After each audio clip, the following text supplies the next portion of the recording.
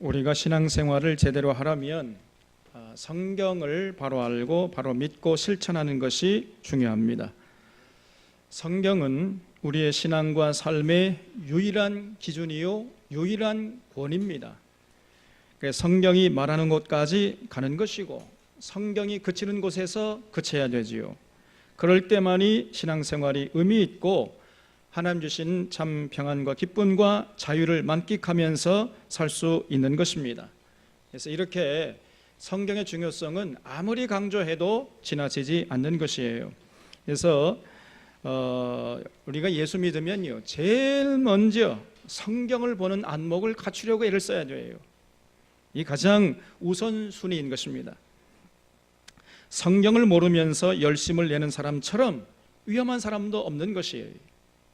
그런 사람은 그저 자기 확신에 빠져서 아니면 거짓 확신에 빠져서 자기도 모르는 사이에 마귀의 종노릇 할 수밖에 없는 것입니다. 500년 전에 교회의 타락상을 바라보면서 이 땅에 마귀 들끓어 우리를 삼키려 하나 겁내지 말고 섰거라, 우리가 진리로 이기리로다, 이런 가사를 작사하고 작곡해서 불렀던 이 마틴 루터의 깨달음은 여전히 오늘날에도 유효한 것입니다. 우리는 지속적으로 그래서 지금 우리가 성경을 연대기순으로 쭉 살펴왔잖아요. 여기 있다 저기 있다 그렇게 하지 않고 성경 연대기순으로 순서대로 쭉 살펴왔습니다. 그래서 지난주까지 미가서까지 살펴보았습니다. 그래서 미가서 다음에 살펴봐야 할 성경은 이사야서죠. 이사야 선지자가 미가 선지자와 거의 동시대에 활동했기 때문입니다. 그래서 이제 오늘부터는 이사야서를 통해서 은혜와 진리를 나누려고 합니다. 이사야서는 1장부터 66장까지 이렇게 되어 있어가지고 상당히 두꺼운 책이에요.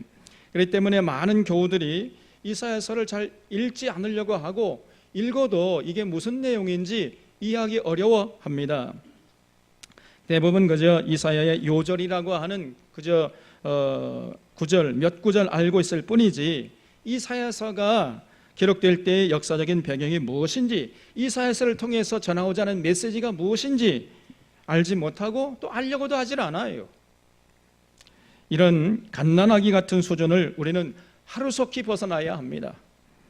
이사야 선지자는요, 우리들이 지금까지 살펴본 아모스, 호세아, 미가 선지자들과 비슷한 시대에 활동한 선지자였습니다. 아모스와 호세아는 우리가 살펴본 대로 북이스라엘을 중심으로 활동했고, 반면에 미가는 북이스라엘과 남유다의 백성들에게 하나님의 말씀을 외쳤잖아요. 거기에 반해서 이사야 선지자는 주로 남유다를 중심으로 남유다 백성들 대상으로 하나님의 말씀을 외쳤습니다. 그 이사야가 부름받을 때의 역사적인 상황을 1장에서부터 5장까지 아주 자세하게 기록하고 있는 거예요. 그래서 이사야서 1장 1절을 보겠습니다. 유다 왕 우시야와 요담과 아하스와 히스기야 시대의 아모스의 아들 이사야가 유다와 예루살렘에 관하여 본 계시라 그랬어요. 이사야는 남유다의 왕들 우시야 왕, 요담 왕, 또 아하스 왕, 히스기야 왕, 이런 왕들이 통치하던 시대에 하나님께 부름을 받고 남유다와 예루살렘 사람들에게 하나님의 말씀을 외쳤다는 거지요. 그 외친 내용이 이사야서다, 이렇게 이사야서 1장 1절에서 밝히고 있습니다. 우리가 살펴본 대로 이 우시야라는 왕은요, 조금 이 왕이 된 다음에 이 이스라엘 남유다를 통치하다가 그만 교만해졌어요. 여러분, 교만하면요, 그럼 반드시 하나님의 심판을 면치 못하는 거잖아요. 교만은 패망의 선봉이라 그랬잖아요. 그래서 우시야가 교만했습니다. 요즘 우리 한국교회 안에도 교만한 사람들이 많아요. 그러니까 교만은 반드시 남은 구원하고 자기는 버림받는 겁니다. 그래서 이 우시야가 조금 잘 나가니까 막 교만해다가 그만 문둥병에 걸려버린 겁니다. 그래서 별궁에 들어와가지고 평생 별궁에서 나오지 못하고 죽었어요. 그 우시야가 죽던 해에 이사야가 하나님께 부름을 받았던 것입니다. 그리고 이제 우시야의 아들 요담이 우시아의 뒤를 이어서 왕이 되었는데 신통지 않았어요. 별것 한 것도 없이 그냥 죽고 그 아들 아하스가 왕이 됐는데, 이 아하스는요, 그 아하스 앞에다가 가로 열고 뭘 붙이라고 그랬죠? 정신 나간 가로 닫고. 이 정신 나간 사람이었어. 이 사람이 하는 짓마다 하나님 분노케 하는 짓만 골라서 했습니다. 예루살렘 그 성전의 식양 그 구조를 지 멋대로 바꿔버렸어요. 그냥 아수르 사람들이 섬기는 우상의 제단을 본따 가지고 자기 멋대로 그 솔로몬 성전을 바꿔버리지 않았습니까? 이 정신 나간 짓을 했어요. 그러다가 죽고 이제 그 아들 히스기야가 왕이 되었는데, 이 사람은 또 지혜가 부족한 사람이었습니다. 그래서 이 국제 정세에 어두워 가지고 아수르 사내립이 쳐들어왔을 때 그만 항복했죠. 항복, 형님으로 섬기겠습니다. 그래서 조공을 갖다 바치라고 하니까 너무 빨리 갖다 바쳤어요. 그냥 빨리 갖다 바치면 군사를 물릴 줄 알고. 그런데 이 아수르 사내립이 금을 받아 들고는요, 조공을 받아 먹고는 안 돌아간 거예요. 그냥 백성이 죽을 고생을 하지 않았습니까? 우리가 그 열왕기 하를 통해서 살펴봤잖아요. 꼭 우리나라 이 조선시대에 국제 정세를 오판하다가 그저 삼전도 굴욕을 당한 인조 같은 사람이었어요. 인조. 조선시대 왕 인조. 참 부끄러운 사람입니다. 이 사람 왕이 돼서는 안 될 사람이에요. 이 사람. 히스기야 시대에 아수르 군대가 이 북이스라엘의 수도였던 사마리아 성을 함락시킨 후에 남하 정책을 편 거예요. 남쪽으로 내려와 가지고 예루살렘을 제외한 남유다의 전 국토를 짓밟으면서 유린했던 것입니다. 하나님의 택한 백성들을 조롱하면서 유린했어요. 그럼에도 불구하고 예루살렘 거민들은 그저 자신들이 거하는 예루살렘 성만큼은 절대로 이방 군대가 들어오지 못한다는 이러한 잘못된 확신, 이런 미신 같은 거짓 확신 위에 서 있었던 거예요. 그러면서 안심하고 있었던 겁니다. 저 아수르 군대가 이 예루살렘 성만큼은 절대로 못 들어와. 그러면서 안심하고 있어요. 그러면서 여전히 그저 하나님 마음을 아프게 하고 우상 숭배하는 짓을 서슴지 않았던 것입니다. 이렇게 남북이 아수르의 군합발에 짓밟히고 있던 상황에서 이사야가 하나님께 부름을 받았던 거예요. 2절을 보겠습니다. 하늘이여 들어라, 땅이여 귀를 기울이라. 온 세상 사람들아, 좀 내 말을 들어보라는 거예요. 세상에 이렇게 기막힌 현실이 있느냐는 것입니다. 지금 피를 토하는 심정으로 하나님의 말씀을 외쳤던 거예요. 이사야가. 이런 이사야의 심정이 당시 이스라엘 백성들을 향하신 하나님의 심정이었던 것입니다. 하늘이여 들어라, 땅이여 귀를 기울이라. 이 말을 들으면요, 1905년 을사조약이 체결되던 당시에 그 11월 20일자 신문에 당시 황성신문의 주필이었던 정지연이라는 사람이 쓴 시리아 방생대곡을 생각나게 해요. 여러분 잘 아시잖아요. 시리아 방생대곡. 슬프도다. 저 개되지만도 못한 소위 우리 정부의 대신이란 자들은 자기 일신의 영도할과 이익이나 바라면서 위협에 겁먹어 머뭇대거나 벌벌 떨며 나라를 팔아먹은 도적이 되어기를 감수했도다. 4,000년의 강토와 500년의 사직을 남에게 들어바치고 2천만 생명들로 하여금 남의 노예가 되게 하였으니 저 개되지 못한 외모 대신 박제순과 각 대신들이야 깊이 꾸짖을 수 것도 없도다. 하지만 명색이 참정인 대신이라는 자는 정부의 수석임에도 단지 부자로서 책임을 면하려 이름거리나 장만하려 했더란 말이냐. 김청음처럼 통곡하여 문서를 찢지도 못했고 정동계처럼 배를 가리지도 못해 그저 살아남고자 했으니 그 무슨 면목으로 강경하신 황제 폐하를 배울 것이며 그 무슨 면목으로 2천만 동포와 얼굴을 맞댈 것인가. 원통한 지고 분한 지고 우리 2천만 동포여, 노예된 동포여, 살았는가 죽었는가. 단군 기자 이래 4,000년 국민정신이 하룻밤 사이에 홀연 망하고 말 것인가. 원통하고 원통하다. 동포여 동포여. 이 시리아 방송대곡에 이렇게 지금 그 정지연 주필이 나라가 망해가는 것을 목격하면서 울부짖던 심정을 그렇게 그 신문에 토로했던 것입니다. 그런데 그 심정이 바로 이사야의 심정이었던 것이고 당시 하나님의 심정이었던 것이에요. 여러분, 하늘이여 들어라, 땅이여 귀를 기울이라. 이 말 속에 그 담겨 있는 그 하나님의 심정을 우리가 좀 헤아릴 수 있어야 하는 것입니다. 사랑하는 동족이 외적의 침략을 받아가지고 이제 나라가 망할 지경에 이르는 거예요. 그냥 풍전등화 가운데 있었던 그 상황 속에서 하나님이 이사야를 불러서 울부짖게 했던 것입니다, 여러분. 자, 그러면 그들이 하나님의 택한 백성들이었잖아요. 전부 다 하나님을 잘 믿는다고 열심히 예배드린 사람들이었잖아요. 근데 왜 그토록 그렇게 하나님께 복받기는커녕 저주받고 나라가 망할 지경에 이르렀던 것입니까? 그런 그 원인이 무엇이겠어요? 2절 하반절에 보면은 여호와께서 말씀하시기를 내가 자식을 양육하였거늘 그들이 나를 거역하였도다. 소는 그 임자를 알고 나귀는 그 주인의 구유를 알건만은 이스라엘은 알지 못하고 나의 백성은 깨닫지 못하는도다. 이렇게 말씀했어요. 지난번에 우리가 호세아서를 통해서 살펴볼 때 호세아 선지자가 하나님과 이스라엘 백성들 사이를 부부관계로 묘사했지요. 그런데 이사야는 하나님과 이스라엘 백성들 사이를 부모와 자식 관계로 묘사하고 있는 것을 볼 수 있어요. 하나님께서 지극정성을 다해서 이스라엘 백성들을 자식처럼 여기면서 애지중지 이렇게 키웠다는 것입니다. 그렇게 양육했지만은 그들은 그 자기 부모를 거역했습니다. 소나 나귀 같은 가축들도 사랑을 베풀면은 임자를 알고 주인을 알아보건만 이스라엘 백성들은 자기 부모 되시는 여호와 하나님을 전혀 알아보지 못했어요. 그러니까 이 짐승반도 못한 존재라는 것입니다, 여러분. 아주 패역한 자식들이었습니다. 4절에 슬프다 범죄한 나라요 허물진 백성이요 행악의 종자요 행위가 부패한 자식이로다. 그들이 여호와를 버리며 이스라엘의 거룩한 일을 만홀히 여겨 멀리하고 물러갔도다 그랬어요. 이스라엘 백성들이 끝없이 하나님의 말씀을 거역하고 하나님으로부터 멀어졌어요. 하나님 말씀하시잖아요. 한 귀로 듣고 한 귀로 흘려버려요. 하나님 말씀을 경홀히 여깁니다. 여러분, 하나님 말씀하시면 우리가 귀를 쫑긋 세워가지고 하나님 말씀하시옵소서 종이 듣겠나이다, 그런 심정으로 듣고 마음속에 새기고 실천해야 할 줄로 믿습니다. 이것이 바른 자세요, 바른 태도. 이들은 하나님 말씀을 경홀히 여겼어요. 한 귀로 듣고 한 귀로 흘려버렸습니다.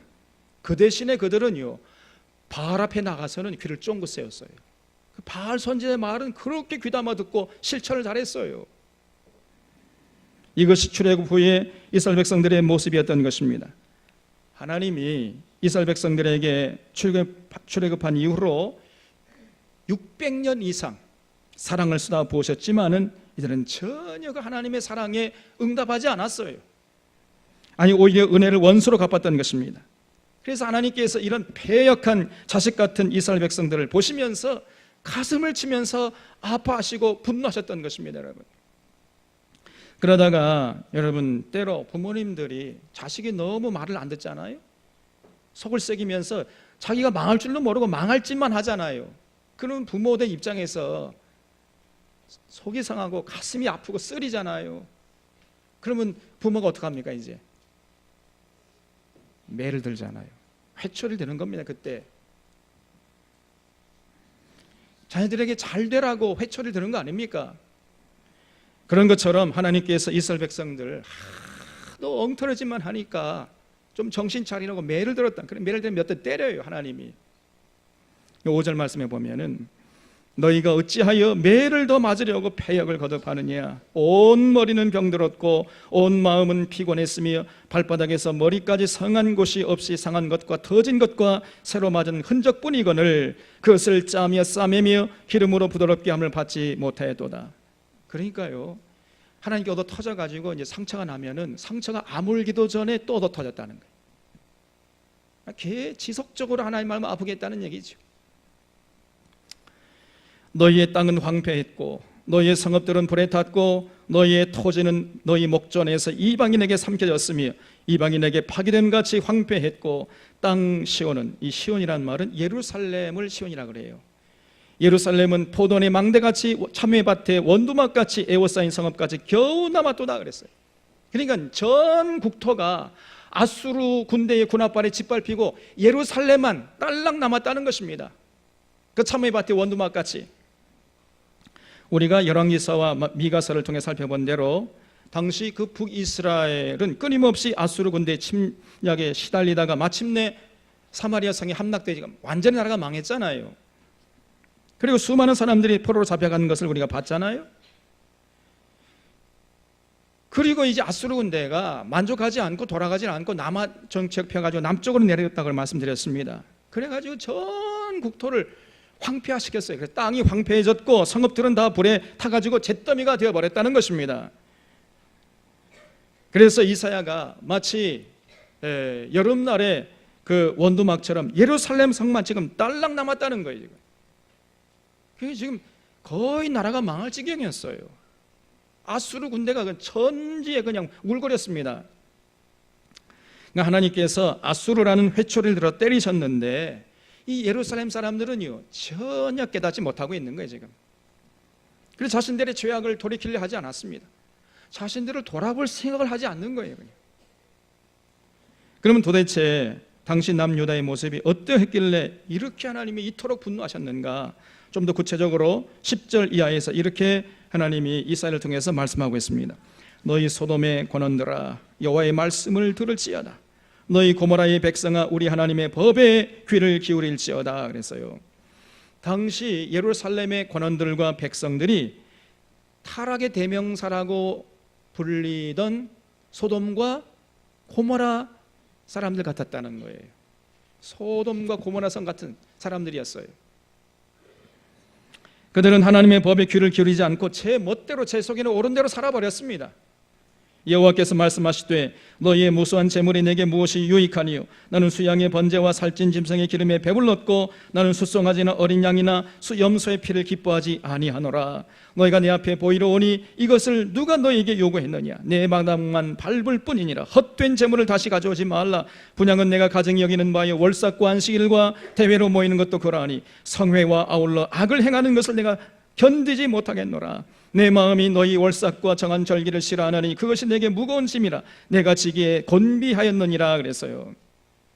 네, 이렇게 하나님 마음을 아프게 했던 당시의 이스라엘 백성들이 하나님께 예배를 드리지 않아서 하나님 마음이 아팠던 것이 아니고요, 놀랍게도 이들은 열심히 예배 드렸다는 거예요. 그런데 문제는 하나님이 그들의 예배를 전혀 기뻐하지 않았던 거예요. 너희의 무수한 재물이 내게 무엇이 유익하니요? 헛된 재물을 다시 가져오지 말아라 그랬어요. 너희의 드리는 예배가 가증스럽다는 것입니다. 왜 그래요? 저들이 성회와 아울러 뭘 행했다고요? 악을 행했다. 악을. 예배 드리고 나가서 악을 행했어요. 하나님 앞에 나와서 열심히 예배 드렸지만은 그리고 삶의 현장에 가서는 열심히 또 악을 행했습니다. 우리 식대로 얘기를 하면은 주일날 예배 드리고 6일 동안 세상에 나가서는요 하나님 믿지 않는 불신자들보다 더 세속적으로 살았다는 겁니다. 자기 이익과 목적을 위해서는요 그냥 수단 방법 가리지 않았던 거예요. 이것을 보시고 하나님이 아파하시고 분노하셨던 거예요.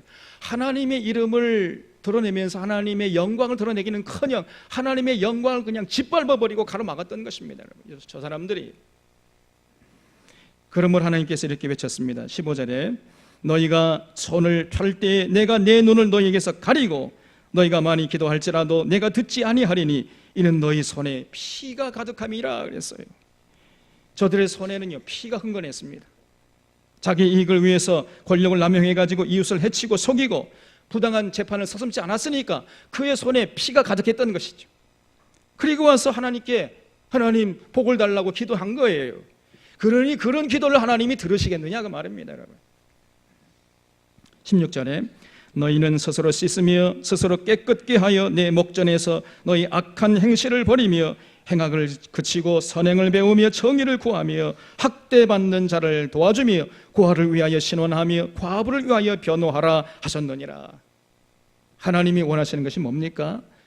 모든 하나님의 믿는 자들이요 이제 악행을 버려야 돼. 선행을 배워서 학대받는 자를 도와주고 고아들의 억울함을 풀어주고 과부들의 편을 들어주라는 거예요. 그거는 예배당에서는 할 수 없잖아요. 우리 삶의 현장에서 할 수 있는 일이지. 그래서 정말 하나님께서 원하시는 것을 우리가 하려면은요, 교회당에서는 할 수가 없는 거예요. 우리 삶의 현장에 나가서 할 수 있는 것입니다. 그래서 가난하고 소외된 그런 사람들도 좀 숨을 쉴 수 있는, 더불어 살아가는 세상을 만드는데 헌신하라는 거예요. 그리고 와서 예배드리고 기도할 때에 하나님이 그 예배와 그 기도를 기뻐 받으신다는 것입니다, 여러분. 이것이 참된 경건이라 그랬어요. 하나님은 우리의 삶을 보시는 것입니다. 삶의 현장에서 하나님의 명령에 순종하는 모습을 보여달라는 거예요. 이런 메시지를 우리가 계속 지금 들어왔잖아요. 이사야 선지자도 외쳤던 것처럼 그 이사야 선지자가 외쳤던 그 메시지를 아모스 선지자도 외쳤잖아요. 호세아 선지자도 외쳤잖아요. 미가 선지자도 외쳤잖아요. 똑같습니다, 여러분. 메시지가. 우리 하나님의 요구는 어제나 오늘이나 내일이나 변함이 없는 것입니다. 우리의 삶을 요구하시는 거예요. 그러나 당시의 남유다 사람들도 북이스라엘 사람들처럼 똑같이 하나님의 요구를 묵살했어요. 열심히 예배드리고, 그리고 세상에 나가서는 세상 사람들보다 더 탐욕스럽게, 더 개걸스럽게 세속적으로 이렇게 살았다는 것입니다. 그런 모습을 보시고 하나님이 분노하셨던 거예요. 요즘 우리와 좀 비슷하지 않습니까, 여러분? 한국교회와 18절에 여호와께서 말씀하시되 오라 우리가 서로 변론하자. 너희의 죄가 기온 같을지라도 눈과 같이 희어질 것이요 진홍같이 붉을지라도 양털같이 희게 되리라. 너희가 즐겨 순종하면 땅의 아름다운 소산을 먹을 것이요 너희가 거절하여 배반하면 칼에 삼켜지리라. 여호와의 입의 말씀이니라 그랬지요. 하나님이 당시 이스라엘 백성들을 향해서 오라 우리가 서로 변론하자. 쉽게 말하면요, 우리가 만나서 한번 끝장 토론해보자 그 말이에요. 누가 옳은지. 그래서 너희들이 그 끝장 토론을 통해서 깨닫고 내게 뉘우치고 돌아오면 너희들이 지은 아무리 큰 죄라도 다 용서해 줄 마음이 있다는 거예요. 그러나 여전히 거절하고 뉘우치지 않고 돌아오지 않으면 다 칼에 삼켜질 것이다, 이렇게 말씀했습니다. 둘 중에 하나는 거예요.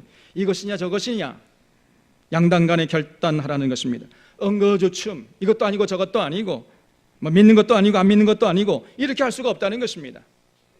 뉘우치고 하나님께 돌아가서 복을 받을 것이냐, 아니면은 여전히 자기 생각으로 고집 부리면서 망할 것이냐, 둘 중에 하나 선택해야 돼요.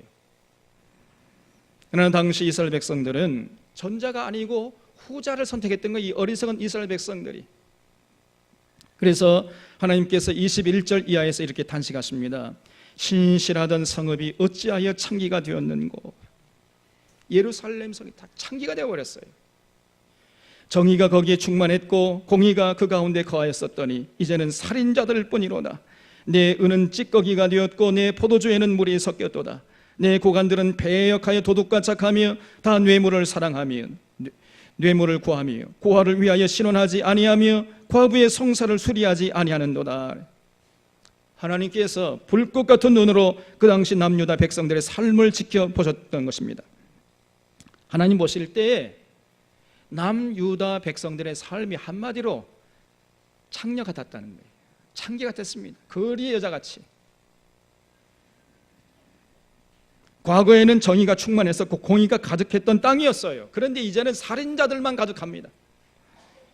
고관들은 도둑과 짝하고 다 뇌물을 사랑하고 뇌물을 구하고 고아들의 억울함을 풀어주지 않았습니다. 과부들의 성사를 수리하지 않았어요. 그러니까 당시의 남유다도 북이스라엘처럼 지배 계층들, 그 고관들이 전부 다 썩었던 거예요. 그래서 이제는 도저히 돌이킬 수 없을 지경까지 이르렀던 것입니다. 여러분, 우리가 어느 정도 타락해도 어느 정도야지, 썩어도 어느 정도 썩어야지, 완전히 썩어버리고 완전히 타락하면요, 이거는 어떻게 할 수가 없는 거예요. 자, 싹 밀어버리고 새롭게 시작해야지. 뭐 조금 건강한 건덕지가 있어야 그거 가지고 하든지 말든지 할 건 아니겠습니까? 완전히 썩어버렸는데 그래서 그 타락의 임계점을 넘어버리면은요, 이제 돌이킬 수가 없습니다. 하나님도 어쩔 수가 없는 거예요. 이제 이사야 시대가 바로 그랬던 거예요. 그 당시 남유다가 도저히 회복될 수 없는 중병에 걸려버렸던 거예요. 이것이 이사야 선지자가 부름을 받았을 당시에 남쪽 유다의 사회의 모습이었던 것입니다, 여러분. 자, 그러면은 우리가 한번 좀 더 구체적으로 생각을 해 보십시다. 여러분, 그 사회, 그 나라는 어떻게 구성이 되죠? 남자와 여자로 구성되지요. 남자로만 구성됩니까? 여자로만 구성됩니까? 아니잖아요. 남자가 50%, 여자가 50%, 1대1 거의 비슷한 확률로 이렇게 구성이 되잖아요. 그러니까 당시 남유다가요, 남자도 다 타락하고 여자들만 다 타락했다는 거예요. 남녀 뭐 가릴 것 없이 전부 타락해 버렸습니다, 여러분. 그래서 이제 그 2장 이후에 보면 남자는 어떻게 타락했고 여자는 어떻게 타락했는가, 거기에 대해서 말씀하고 있어요. 남자들이 쉽게 짓는 죄가 무엇이겠어요? 그런 교만죄예요, 교만. 여러분, 남자나 여자 중에서 남자가 타락하면 여자라도 좀 건강하면 괜찮아요. 또 여자가 타락했다 할지라도 남자라도 건강하면 그 소망이 있습니다. 근데 남자도 타락, 여자도 타락, 이거는 뭐 이제 끝장이죠. 그 당시에 남자들이 짓는 죄는 2장 5절 이하에 보면은요, 야곱 족속아 오라, 우리가 여호와의 빛에 행하자. 주께서 주의 백성 야곱 족속을 버리셨으면 그들에게 동방풍속이 가득하며 그들이 블레셋 사람들 같이 점을 치며, 하나님의 택한 백성들이 점을 쳤어요. 요즘도 보면은요, 집사 권사들이 점집에 점치고 와. 여러분, 제가 못 듣는 다 듣고 있습니다. 아니, 우리 교인들은 없고. 기가 찹니다. 예수 믿는 권사들이 점치고 다녀요.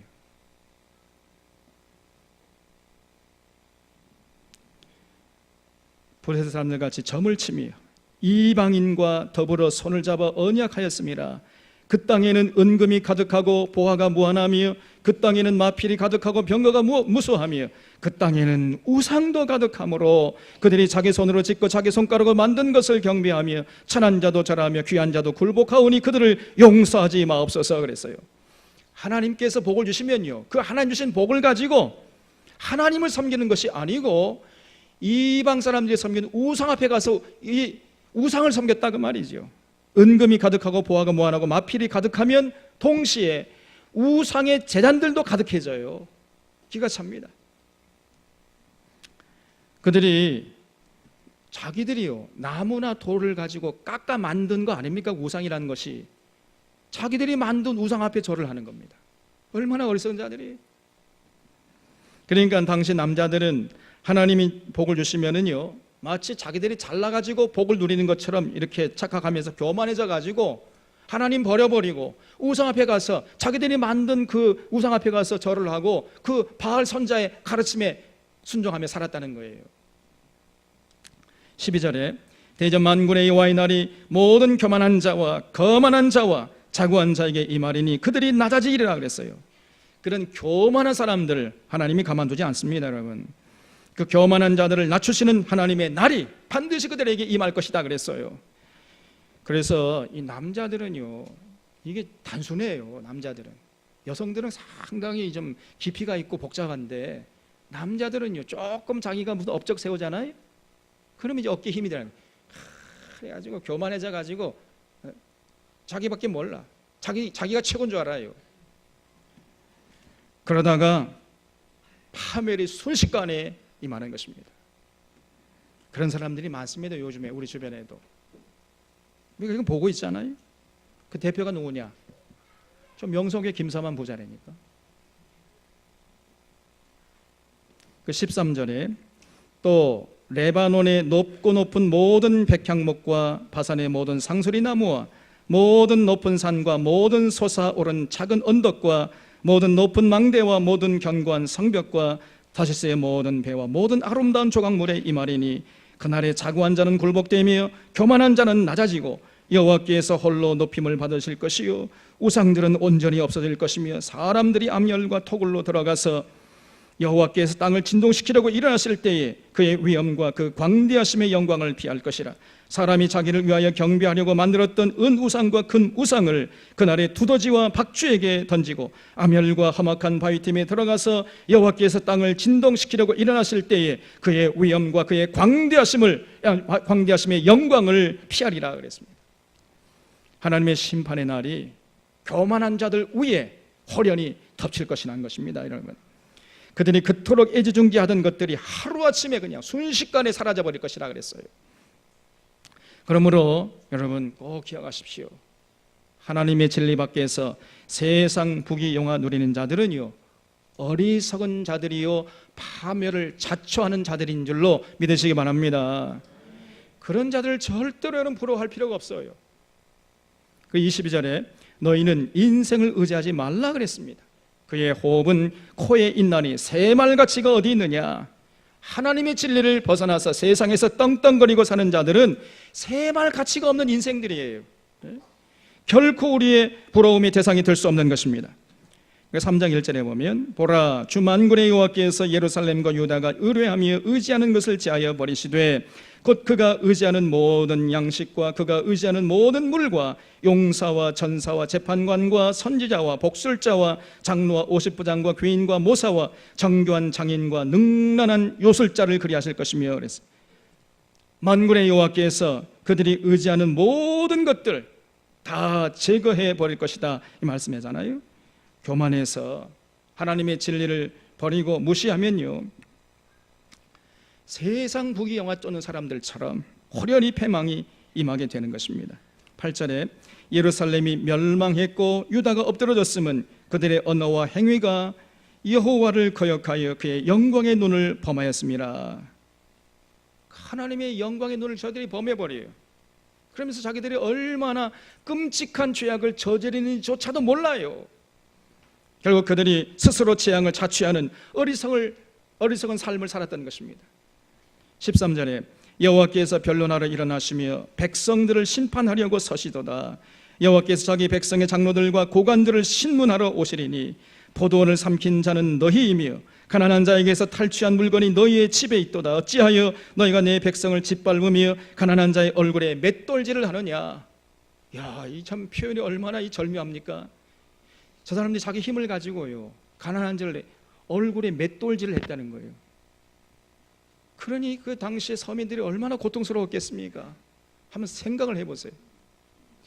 잘 이 말씀이 이해가 안 되시는 분들은요 얼굴에 자기 맷돌 한번 이렇게 갈아봐요.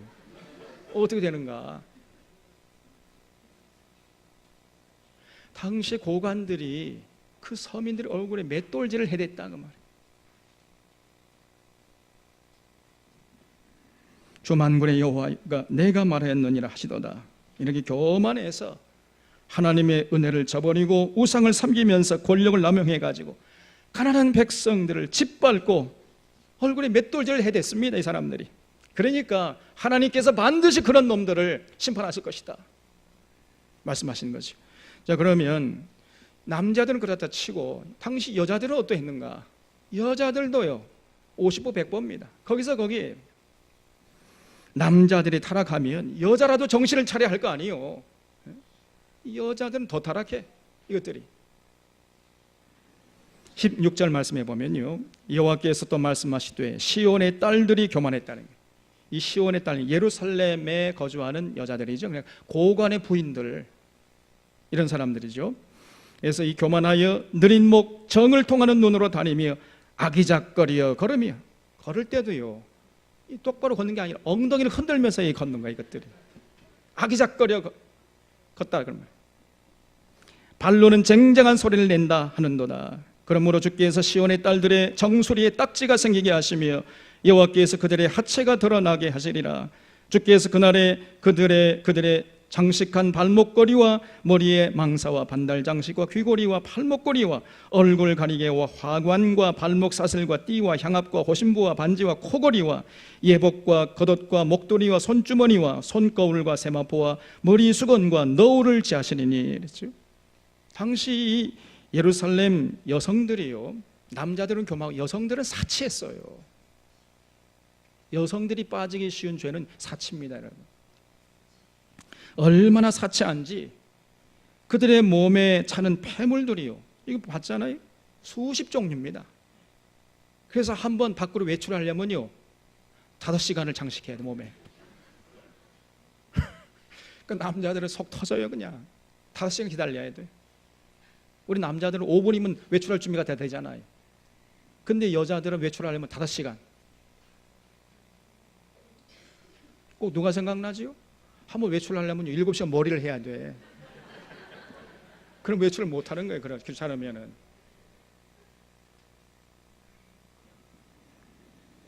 그래서 하나님께서 이런 화려한 폐물들을 훅 불어버리시겠다는 거예요.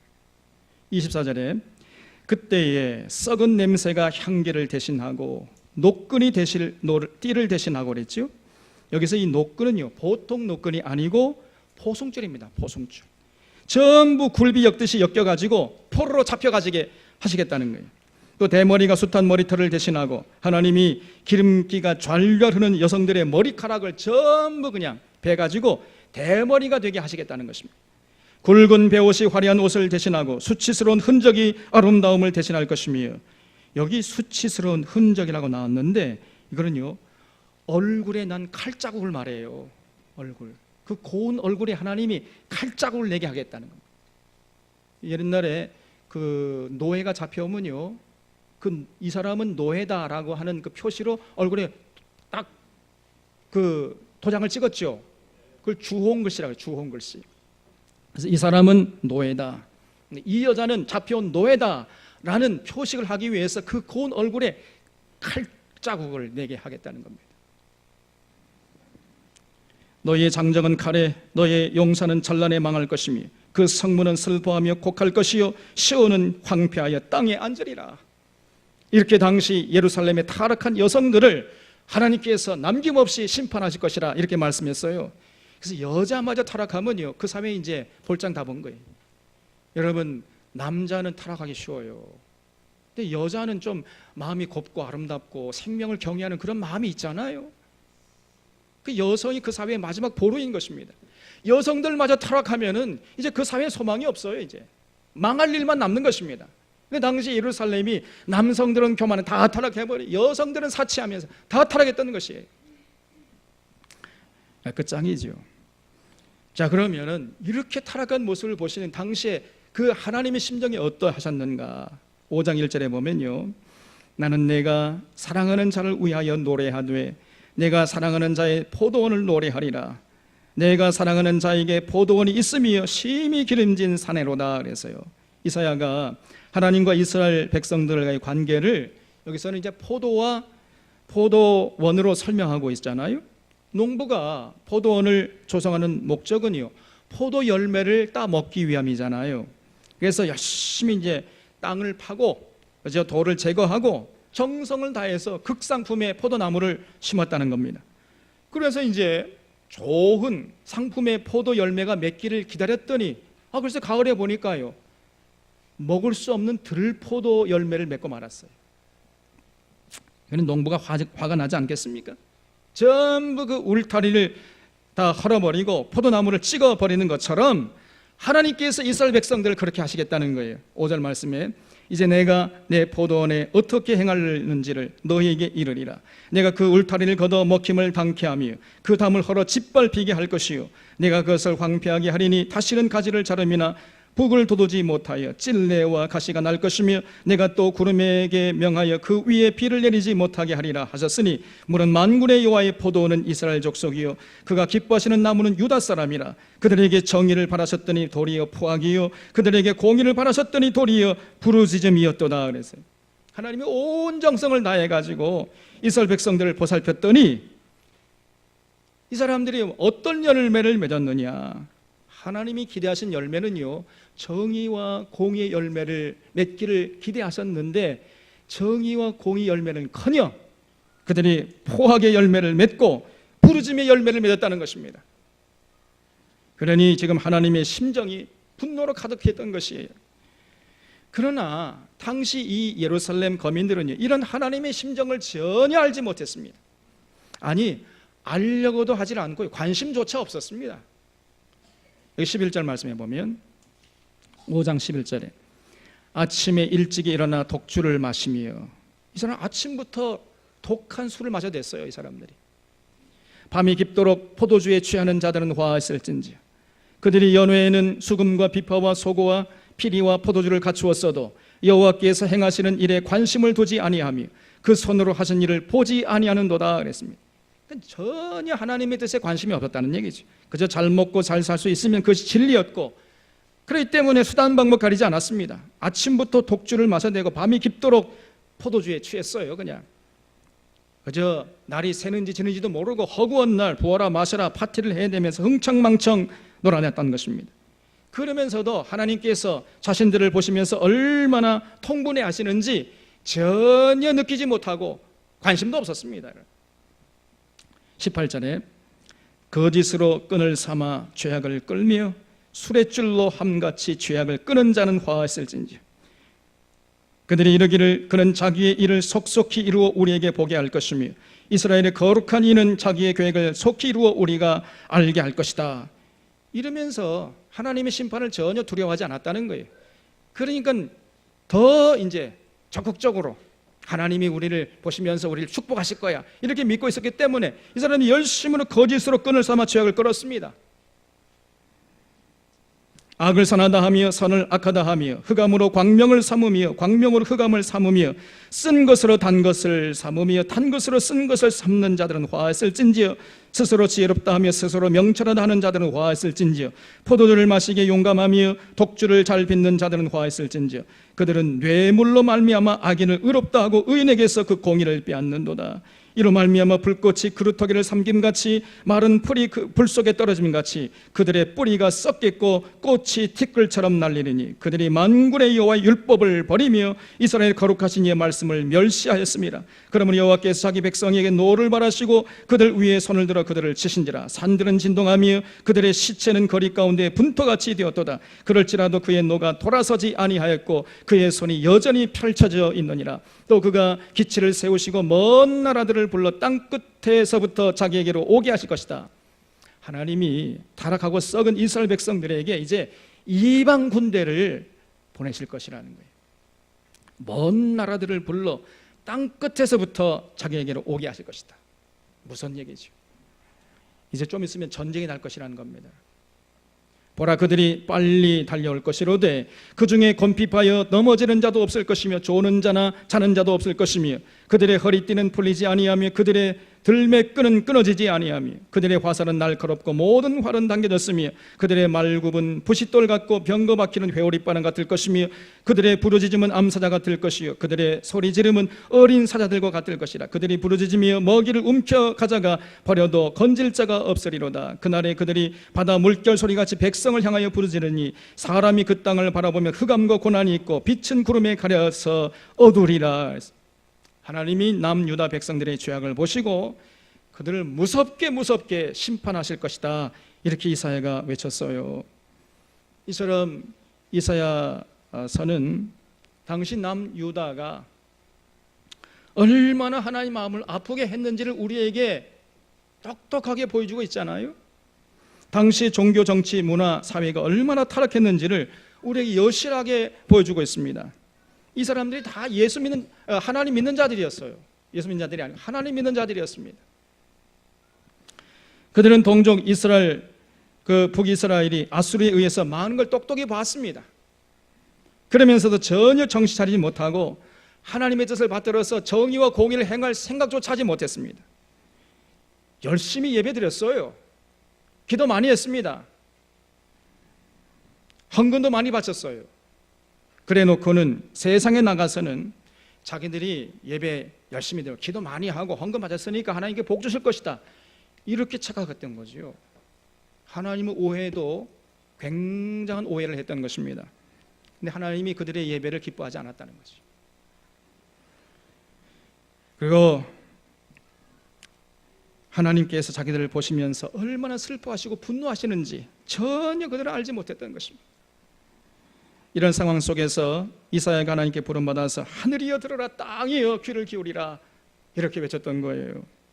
오늘 우리 한국 사회와 한국 교회를 바라보시는 하나님의 심정도 별반 다를 게 없습니다. 여러분, 왜냐하면 당시 남유다 예루살렘 사람들의 사는 모습과 오늘날 한국 사회 또 한국 교회의 사는 모습이 거의 대동소이하기 때문에 비슷해요. 거의 그러잖아요.